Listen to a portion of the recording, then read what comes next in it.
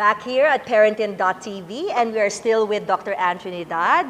But this time, we are joined by a celebrity mother who is so busy nowadays. Ang dami-dami niyang ginagawa mga soap operas. Pero she took time to be with us today to tell us about her interesting story. She's none other than Dimples Romana-Ahmee. Hi, Dimples! Hello, Ate Tin! Thank you sa pag-guest sa Parentin.tv. Anytime. Memorable kasi guest ka sa first episode. Oo nga! Wow! So, ang topic nga natin ay pregnancy at a young age. Yes. Ilang taon ka nun nung ikaw ay nagbuntis? I was 18. Wow, so I gave nanganak ka at birth 19. 19, yes. Bata pa. Very young, very young. Planado ba ito? Planado Well, ba? Kasi kanina si Michelle. Sino mo gusto malaman? Plano ko ba? O plano ng mga magulang? Siyempre, my mom was surprised. But then, I really wanted to have a child very early on. It's At just that age? Well, I don't really want sana that age. It's just that my mom and we got conflicts before. So I was telling her that I would marry early. And she wouldn't listen to me. She didn't believe me. So I married early. So parang silang escape in a way. To escape from your mom. Actually, because ganon. I never really escaped. Because the thing is, when we got the house in the same village. So if I really wanted to escape, I would have escaped somewhere else. But then, I really just wanted to have a family of my own very early on. I was going steady with my boyfriend for about 2 years then. So 2 years na kami ng husband ko. So we were quite sure na then that we were gonna be together, blah, blah, blah, blah. But then he actually wanted to wait because he knew he was gonna be killed by my mom, no? But then, since I really wanted to have a child early, so that somehow at that point, I really needed parang a very good direction for me to stay on working and stay on studying like that. So I was pretty, parang medyo robotic na ako noon eh. Medyo work, school. And I needed something to really inspire me. And I was thinking, naku, if I have a baby early, I really wanted, because I lost my sister when I was 12 and I lost my dad when I was 16. And since then, I was thinking, I really wanted a whole family, like with a father, and I could be the mom and I could have a baby. And you know, I don't have it. It's just that I always say, I don't really recommend early pregnancy because I know it's not really for everybody, and of course you don't always get the same support from your families. A lot of my parang mga kilala ng mga anak ng mga ganito ganyan, they weren't really supported as they weren't as blessed as I was in terms of support, Kasi talagang when they found out, they got heartbroken, but then after a little while, everybody stood up and they were already so happy for me because somehow when they see that you're happy, because I wasn't really crying when I was pregnant. Actually, it was my mom who was crying to death. But then she realized that, this is a blessing, and I really wanted, when we found out that I was pregnant, I actually got married 2 weeks later. Just 2 weeks later. It was that fast because we really wanted sana to really create that family. And everybody's so happy, and nakakatuwa lang because it wasn't, I really prepared myself for it. But of course, my family weren't prepared. But nevertheless, they were really, really very supportive of me. So, wala akong naging problema at. So the key word there is that you prepared. Pero paano mo pinaghandaan at pinlanong lahat ng ito na ikaw, alam mo yon, pero yung nanay mo walang kaalam-alam? Kasi meron akong friend. May friend ako na apparently is the ninang of my daughter. Now, I had a friend who would always come with me because I'm always scared of doctors since I have a family who's always in hospitals. Blah, blah, blah. So I would go to my OB and ask them about if my body was already ready for pregnancy, because I know for a fact that 18-year-olds are medyo high risk pa, just the same as the 40-year-olds. Kasi nga the body is not as kumbaga hindi pa nakabuka ata the pelvic bone or whatever like that. Parang ganyan ang explanation nila sa akin. And also, I was anemic at that time, so they were kind of scared. But then I took ferrous sulfate and stuff like that. I exercised, iron like that. So yun. So, to prepare your body. Yeah, so I would ask my friend to come with me. We would go to the OB and I would have myself tested kung okay ba ako, kung ganyan. And then I ate a lot of vegetables and then I really wanted to get pregnant at that time. Wow! Kakaiba, Yeah. kakaiba ka. Kasi I was thinking kasi I never got to spend so much time with my dad. And this is the truth, Even with my sister, we never got to really spend time together. And I was thinking, my Lord, if I wait too long, what if at some point, I don't really have the chance to have a child already? I was so afraid. And I really wanted to be able to spend as much time as I can with my child. So I was thinking, kung maaga ko mag-aasawa, maaga ko magkakaroon ng anak, then I would have more time with her or with him, ganyan. Would you consider this age as high-risk pregnancy then? Yeah, definitely teen, extremes of ages, no? So 18 years old, that's a teenage pregnancy, so that's high risk kasi your body is still not physically mature and of course psychologically, emotionally, they're not prepared. So may mga medical complications that comes with it. But sa age and case ni Dimples, pinaghandaan daw niya, she ate well, she ate vegetables, nag-exercise siya, nagpa-check up siya, kompleto siya ng, hindi nga, prenatal. Prenatal yung tawag mo doon. Even before she got pregnant, pinipare niya na yung sarili niya. Parang preconception counseling or preparation. No? So I guess Dimples is one of the very few teenagers that talagang she knows what she wants in life. No? So because probably of what happened to her sister and to her dad. No? So she primed already her mind na gano'n ang gusto niyang trend of her life. No? So really preparing yourself not only physically but mentally, emotionally would be very good for the pregnancy. So now, your daughter is how old? She's 5 years 5 old. years old. Balak Yes. mo bang sundan? Mga 5 years from now pa. So that 5 makes years me from now? 30 years old. Yes, Wow, and by then, matagal pa. 10 years old na yung 10 years old na panganay yung mo. panganay. Kasi I really wanted the panganay to be able to take care of the other siblings na. Ang tagal naman ngayon ng pagitan bigla. I want to be super prepared this time. So was it easy or a difficult pregnancy for you? Physical, it wasn't really that difficult because I was fit. As I said, because I was really prepared physically. Emotionally, it was a roller coaster for me because everybody wasn't really prepared about it.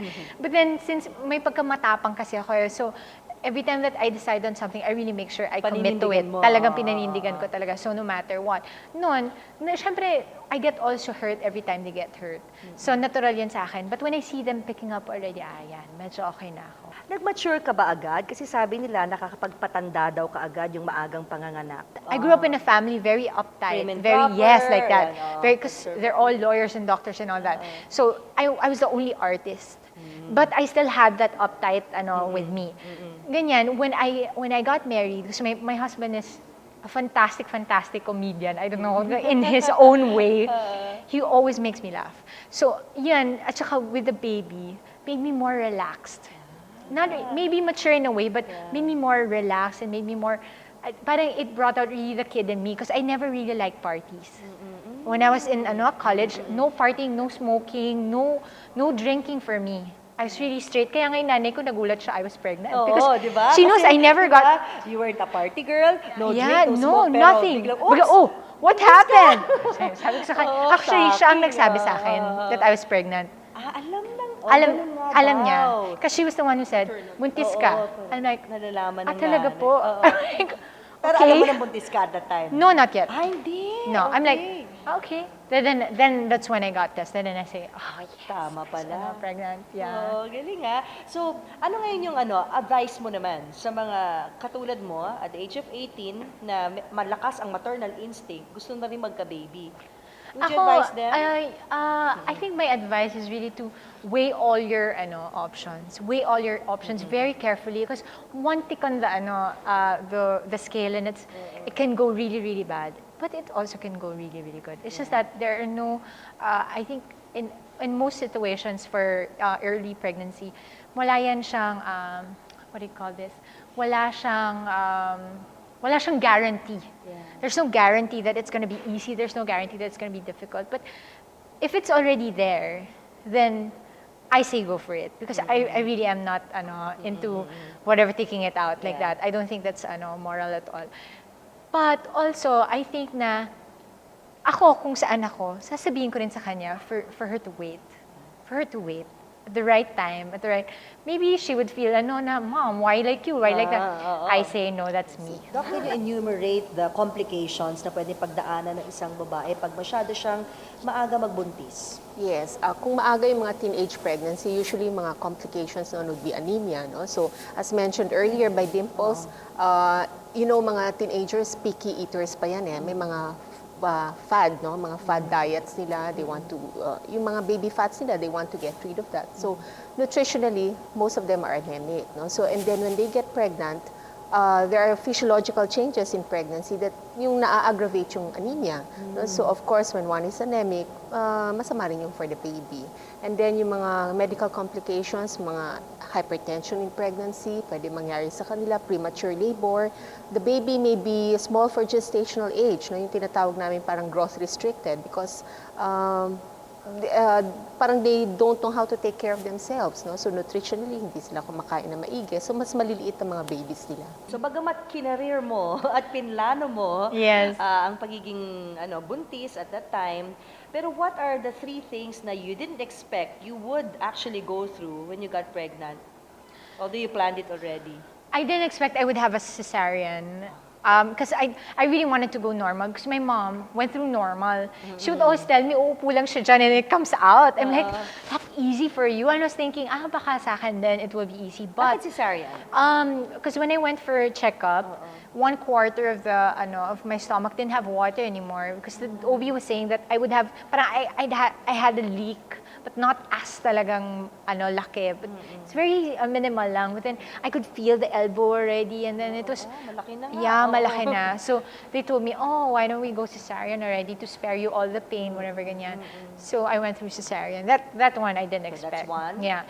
The second one I didn't expect that it was gonna be really that easy.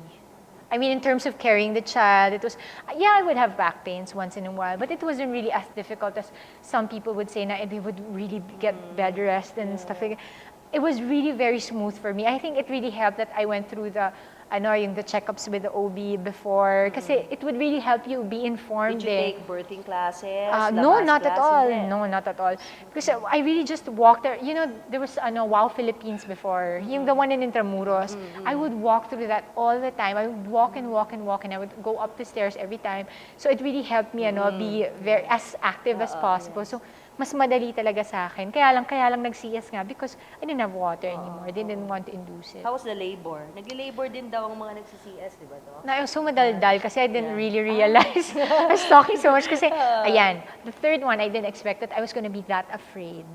Kasi I was so matapang. Kaya ko to. And when I was there at the point when they told me, you're gonna have to lie down later, and I go, naku, Doc, tomorrow na natin gawin yan. Because I really don't want, I was so afraid. I was so afraid that my mom would always tell me that whenever daw you give birth, the other foot is already in the hukay or whatever like that. Totoo. So natakot ako doon kasi I knew I was already, parang it was the time that I knew I was gonna have to give at my life just in case something would happen to the child. So parang, was I really ready for that? Ganyan. So I got really, really scared then. So, Wow, yun. thank you. Tita.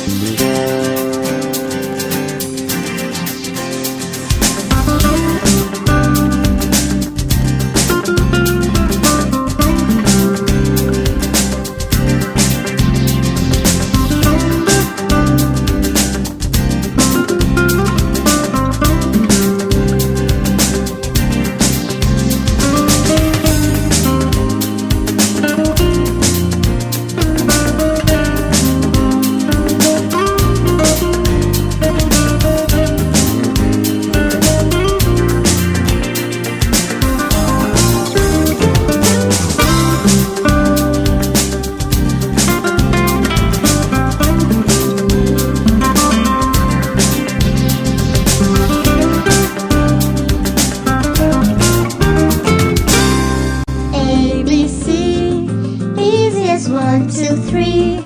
Oh, simple as do, re, mi. ABC, 1, 2, 3. Baby, you and me, girl. ABC, easiest 1, 2, 3. Oh, simple as do, re, mi. ABC, 1, 2, 3.